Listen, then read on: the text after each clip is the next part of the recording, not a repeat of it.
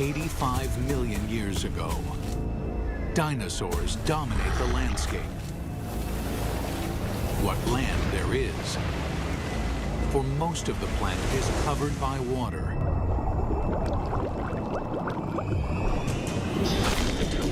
These vast oceans are a cauldron of violence, a world much more dangerous than the land above. This is the brutal world where an ultimate predator is born and bred. This mosasaur was the most dangerous creature in the most dangerous ocean ever. It's 45 feet long. It's the size of a Greyhound bus.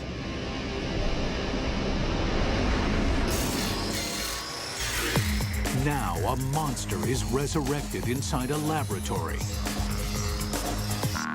and its killing secrets revealed. This is a mosasaur, and this is a megabeast.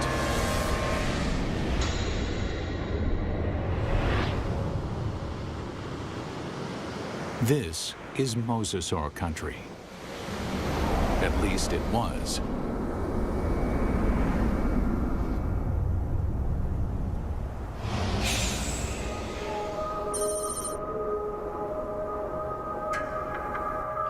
Where I'm standing would have been the bottom of the western interior sea about 85 million years ago. Mike Everhart is one of the world's leading experts on mosasaurs. The horizon would have been ocean for as far as you could see. The seaway stretched for hundreds of miles from where we're standing. At this time, the climate is warmer, so there are no polar ice caps. Sea levels rise until well over 80% of the planet is covered with ocean. The center of North America was covered with water from Nevada to Missouri, from the Gulf of Mexico on up past the Arctic Circle. The floor of this ocean, known today as the Kansas Chalk, was created by billions and billions of nanofossils, the shells of tiny plankton that drifted down and were deposited on the seabed. What we're looking at here is literally hundreds of thousands of years of deposition on the sea bottom of the western interior sea. What we see back here is roughly an inch per 700 years to build up that much chalk. So there's untold billions of these animals there.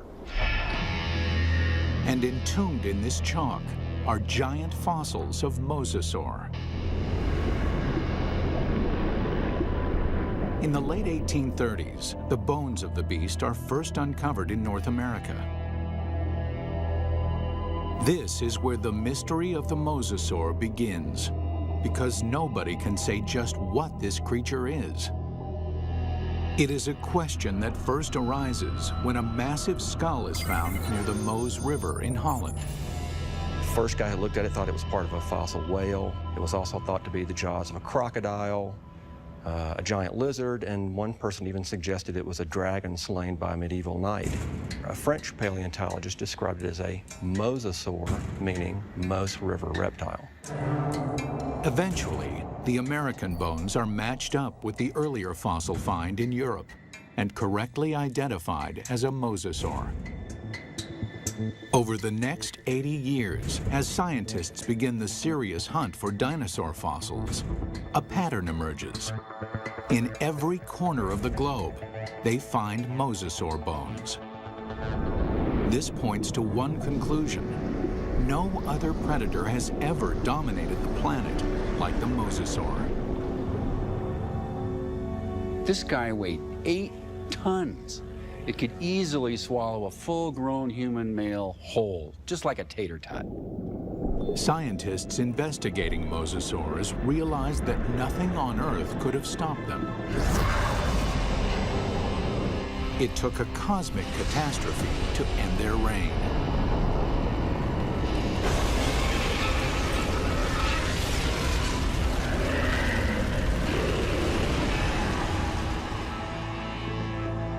As scientists explore mosasaur evolution, their investigation yields a startling revelation. The ocean's top predator came from the land. These sea monsters began their journey as tiny lizards at the mercy of giant dinosaurs. How they became colossal mosasaurs remains a mystery. Until 1989, when a fossil hunter named Van Turner finds a very unusual skeleton. Turner takes the fossil to Mike Polson, a paleontologist at Southern Methodist University. When Van came across the first pieces of Dallosaurus, he immediately recognized it as some sort of mosasaur. Named Dallosaurus after its discovery in Dallas, Texas, the bones were pieced together. Then, scientists connect the dots. Dallosaurus is an interim form, a missing link between mosasaurs and the tiny terrestrial lizards that are their ancestors. The lizards, dubbed Aegialosaurs, face a constant threat from the larger, fiercer dinosaurs. They flee to the ocean. 3 million years later, they evolve into Dallosaurus. Their toes evolve into webbed feet, so they can no longer function on land. In the span of 6 million years, they grow from a small 3-foot lizard into the giant 50-foot mosasaur. The mosasaur's development demonstrates that even in evolution, timing is everything. Warm temperatures and shallow seas create an abundant food chain in the ocean. This is a perfect environment for animals to take to the water. But these life-giving seas can quickly turn deadly, even for mosasaurs. The competition is everywhere. Everything in the oceans then would have looked very strange to us today. All the fish seemed to have been armed with mouthfuls of teeth. It seemed like everything in that ocean was a predator and just built for killing things. Like Zephactinus, a bony fish that is armed with a mouth full of long, needle-like teeth. The plesiosaurs are marine reptiles and top predators for over 100 million years. They come in 2 lethal varieties. One deals death through speed and agility. The other is a behemoth, so mammoth, nothing dares challenge it. And of course, there are the sharks. These predators were around 100 million years before dinosaurs had ever roamed the earth. This is a tooth from a large shark that lived during this time, during the age of mosasaurs swam in this ocean. It's from a shark called Cretoxorana mantelli, the Ginsu shark. And I called it that specifically because it's sliced and diced. The Ginsu is a giant shark. Reaching a length of 25 feet, it dwarfs any modern great white. This shark was literally able to bite through bone. We know that because we find pieces of mosasaur that have literally been severed from the bodies, swallowed, partially digested, and then regurgitated again. To survive, mosasaur had to change its land-based behavior, tearing out a place for itself at the very top of the food chain. But what allowed this creature to evolve into such a relentless killer? It's all in the bite. You'd probably be in shock after a bite like this.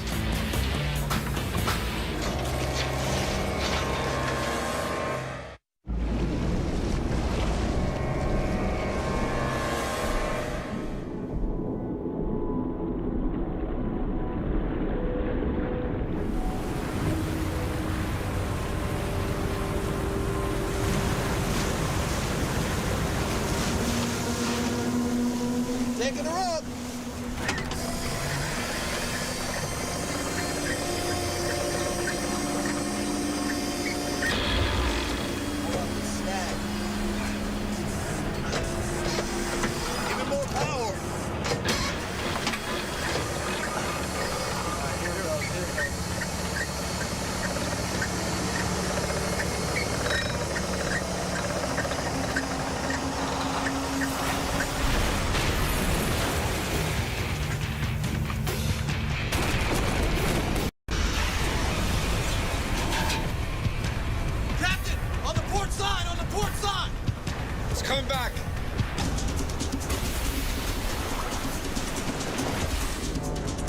We humans got lucky. We managed to miss out on the mosasaur.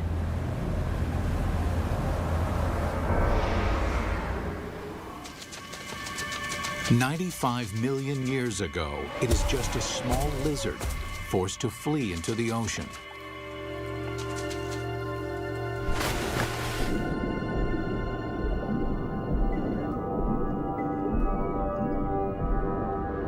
Within 6 million years, it grows into one of the most successful predators of all time. But what made the mosasaur such a monster killer? Millions of years of evolution created a perfect formula for the perfect killer. This is how you make an apex predator. First and foremost, breathing. Like whales, mosasaurs can spend long hours submerged in the sea, but they still have to come up for air. And then there's food. Fish are nutritious, but they're fast and slippery. To catch them, mosasaurs must develop the skills of an efficient hunter. Another part of the formula, hearing. In the water, sound location becomes a prime method for hunting. Mosasaurs modify their terrestrial ear into a super amplification system that makes sounds 38 times louder. In his studies of the mosasaur, paleontologist Dr. James Lamb has been able to reconstruct the creature's hearing mechanism. This little piece fits in this pit and moves back and forth. And then this piece fits here, and a small movement in this first piece creates a large movement in this one. So it's a system that's finely tuned for conducting sound through water. Even though sound can lead them to the prey, it's difficult to detect a target if it's in murky water. Here, mosasaur would have the advantage by using the keen sense of smell inherited from its land-based ancestors. A mosasaur like this would have had a tongue that would function exactly like a monitor lizard's tongue. The reason why the tongue is forked is so that the animal can smell in two different directions at the same time. This is smelling in stereo. One more addition to our killing formula: sonar. The last piece in the puzzle is this set of nerves that run down the side of the upper jaw and especially are concentrated here in the snout. And it's a system for detecting the pressure wave given off by the prey. Mosasaur uses this pressure wave sonar to hunt, much like modern killer whales use echolocation. All these adaptations mean mosasaur has a good chance of locating dinner, but they still have to catch it. And chasing down fast, elusive prey requires jet-like speed. So how does an 8-ton, 50-foot monster propel itself? This alligator has another piece of our formula: a massive tail. Along with crocodiles, gators have a long, flattened tail shape similar to mosasaurs.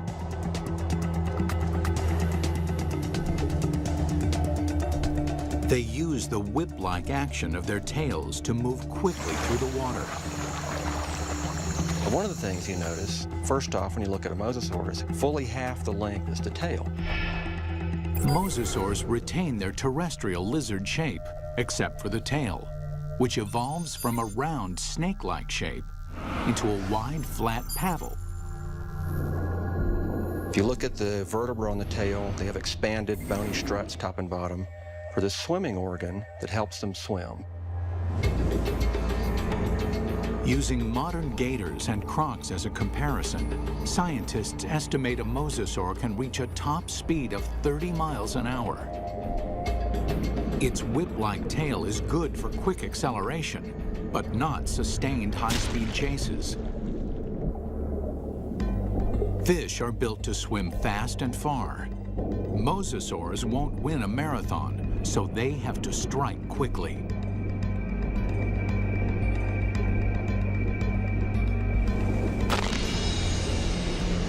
Which means this enormous beast has to somehow hide its 50-foot body and ambush its prey. Imagine that this animal is sitting on the bottom, takes a deep breath, it just waits there for something to swim by, close enough that it can get that sustained burst of speed to go out and catch it. Speed and surprise are two critical elements. But mosasaurs also need agility. That's where the paddles come in. They propel themselves with the tail, they steer with the paddles. These paddles are short and strong, allowing this long lizard to corner on a dime. Like flaps on an airplane wing, the paddles create drag, which makes them turn. For mosasaurs to be successful underwater, there was one land-based trait they absolutely had to jettison: their sensitive inner ear. The inner ear controls a creature's sense of balance.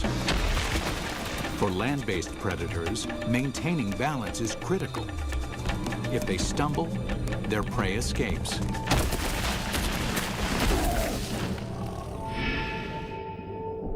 But in water, animals move in every direction, like a gyroscope. An animal with a sensitive inner ear can quickly become dizzy and disoriented. Over the millennia, the mosasaur's inner ear begins to dial down the sensitivity, allowing them to quickly twist and spin with no sickening side effects. These evolutionary refinements created a megabeast. The mosasaur can locate, chase, and catch its prey. But catching is not enough. The mosasaur has to eat. And the way that it eats is something that almost defies imagination. It's a prehistoric creature so vicious, it makes sharks seem cuddly. With jaws like steel, it's large enough to swallow a human in one bite. This underwater T Rex is bred only to hunt and to kill. And across the oceans of planet Earth, this megabeast rules.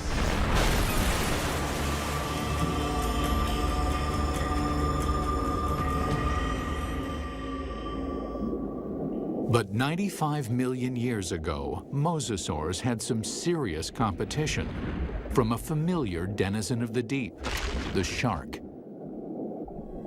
Prehistoric sharks, like their modern cousins, are vicious and durable, traveling vast distances, ripping apart any creature that gets in their way.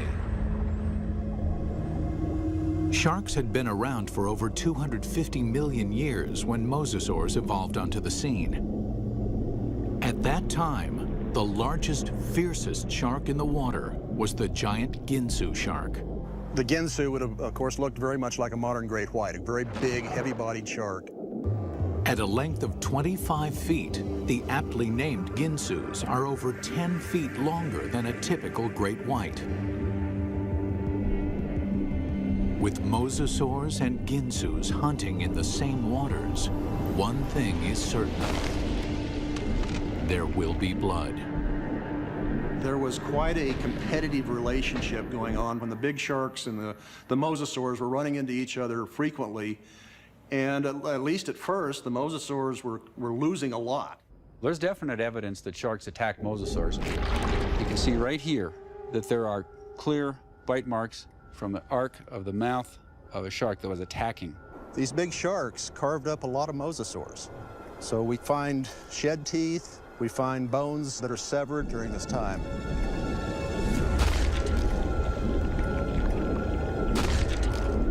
While an adult mosasaur can hold its own against a Ginsu, there are other mosasaurs Mosasaur couldn't do any of that. So what they've done is to basically make a toothed conveyor belt to help sort of tractor the prey down its throat.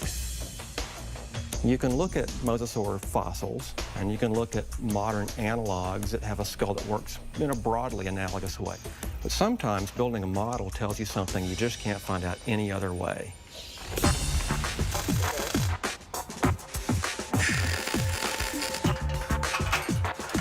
Dr. Lamb works with Real Effects in North Hollywood, California to build a life-size mosasaur skull, complete with a set of death-dealing jaws.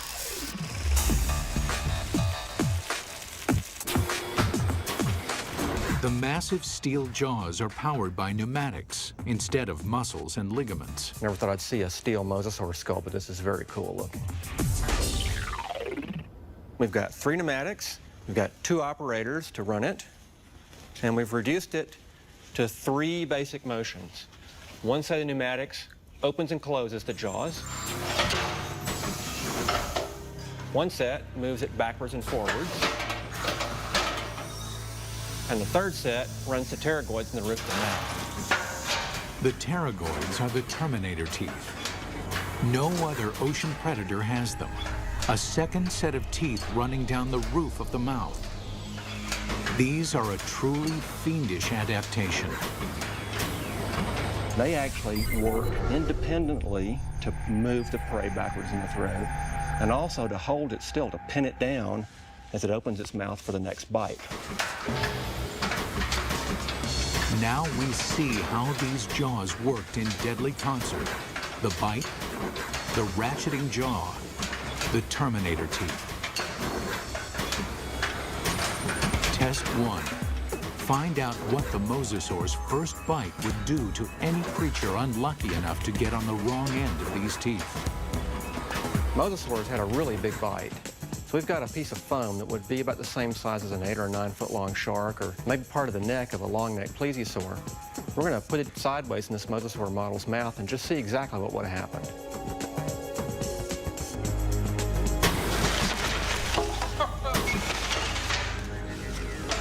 Well, that's going to leave a mark, isn't it? That's a broken neck. I'm pretty convinced that this thing would have probably killed something with the first bite. First time it bit down and ratcheted back like that, the thing's neck is broken. Test 2. Measure the capacity of its bite. Very simply, when our metal mosasaur chomps, how much ersatz meat goes into its mouth. We've got this piece of foam with 4-inch squares painted on it. We're going to feed it to this mosasaur and see how much with each bite this thing would have dragged its prey down its throat.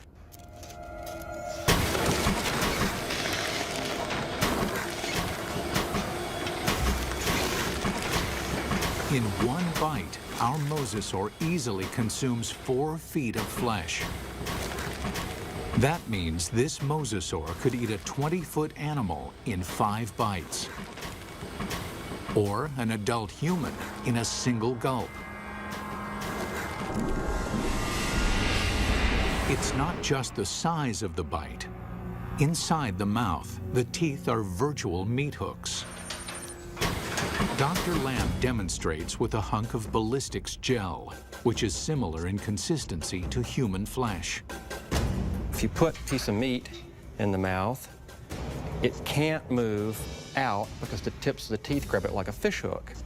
So we're just going to see if we can put this up here on these teeth.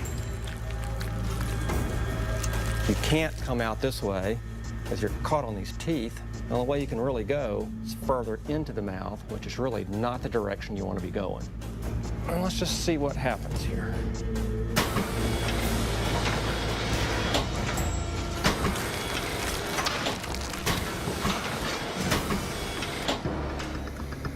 Well, I don't think there's any doubt that you wouldn't want to be a swimmer in a late Cretaceous ocean.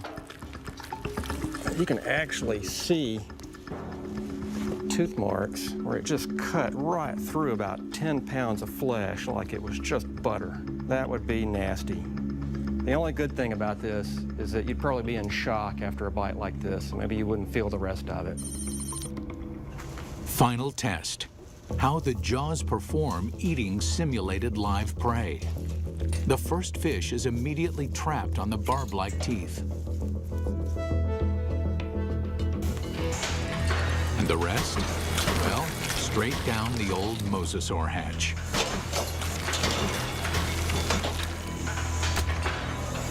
In 20 seconds, our captive mosasaur can eat 500 pounds of fish. Why? It doesn't bother to chew them.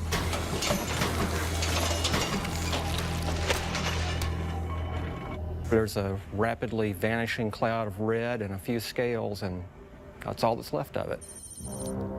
For dessert, they test an item that mosasaur never had the opportunity to eat.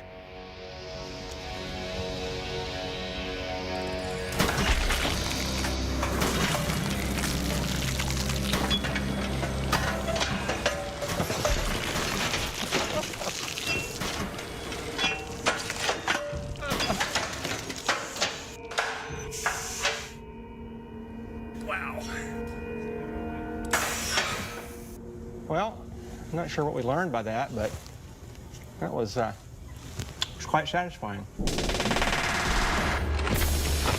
It's abundantly clear why mosasaur is the ultimate success story of evolution, growing from a 3-foot lizard into an alpha predator. Although this megabeast drove all its enemies into extinction, fossil evidence suggests another enemy took their place. And this enemy is something the mosasaur has never seen before.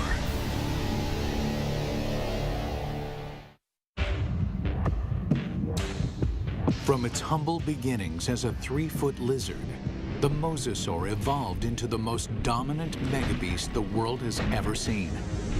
Nothing in the ocean can kill it, let alone live with it. But the threat may have come from another direction. What we're looking at here is what I would like to call a paleo crime scene. It's a very old cold case file. Scientists studying mosasaur fossils find evidence of attacks on these giant reptiles. There's a healed bite mark here, this raised ridge. There's a second puncture wound here with this lip of reactive healed bone around it. There are 2 marks up here on the top of the skull, and it probably killed the animal fairly quickly. What animal is vicious enough to attack the deadliest creature in the sea? And we can measure the distance between those bites, and we can marry it up with the jaw of another larger mosasaur, and the teeth fit perfectly into those holes. It makes perfect sense. The only thing mosasaur had to fear may have been mosasaur itself. Experts think that mosasaurs engaged in snout wrestling or face biting to establish dominance. We see really analogous behavior in modern saltwater crocs. Almost always the males, and they're defending a breeding or feeding territory.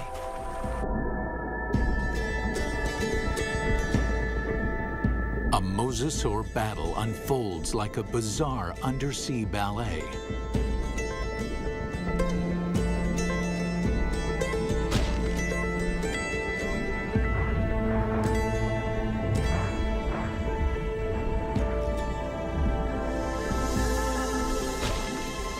When one establishes dominance, the other gives up and swims away. This type of competition is common animal behavior. But scientists uncover something shocking in this particular set of fossils. Evidence that suggests not simple predation, but something close to murder. We've got the fossil evidence that shows that mosasaurs killed other mosasaurs, and they didn't eat them. I mean, it wasn't for food. By looking at the damage on the skull, Everhart believes that this wrestling match turned deadly. The fossil evidence shows the dominant mosasaur clamps down on his opponent's skull. And as the skull of the mosasaur rolled to the side, these teeth pulled out and left these big drag marks across the bone, very deep wounds. Not only is the skull crushed, but evidence suggests the killer then broke the victim's neck. We found the neck laying off like this at a 45-degree angle to the skull, indicating that it's probably broken right up here next to the brain case.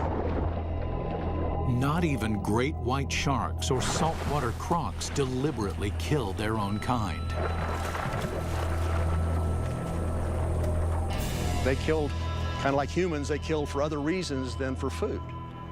And mosasaurs were different in that regard. We don't see that in very many other animal groups. Still, scientists believe this gladiator-like behavior would not have caused the mosasaur to go extinct. In point of fact, they seem to thrive on violence. 70 million years ago, with no other competition in sight, mosasaurs continued to evolve, becoming even more diverse. There's well over 50 species of mosasaurs. They began moving from the ocean into freshwater, seeking prey in swamps, estuaries, and rivers. Nothing on Earth could have stopped these megabeasts. Nothing on Earth, that is. It took a 6-mile-wide chunk of rock that slammed into the Earth 65 million years ago to end the reign of the mosasaur. We're talking about something that released as much energy as every nuclear weapon on the planet, times 1,000, set off all at once. The magnitude of this blast causes a shockwave of earthquakes and volcanoes. Mega tsunamis race across the oceans. A cloud of superheated dust and molten rain fills the atmosphere, blocking out almost all of the sunlight. This devastates the food chain. 75% of the species on Earth are wiped out. With its food supply drastically reduced, the mosasaur is doomed. This cataclysmic event paved the way for the development of mammals and eventually humans. But what if the comet had missed? If mosasaurs had been allowed to thrive, how different would our world be? We wouldn't have any whales, or dolphins, or porpoises, or seals, or sea lions. The oceans and all its fish would belong to the mosasaurs. Bring her down. Fishermen would find very little to catch, if indeed there were humans on the planet at all. These would be very ferocious, very hungry, active marine animals that you wouldn't want to share your ocean with. It's fascinating and frightening to contemplate what might have been had these megabeasts survived.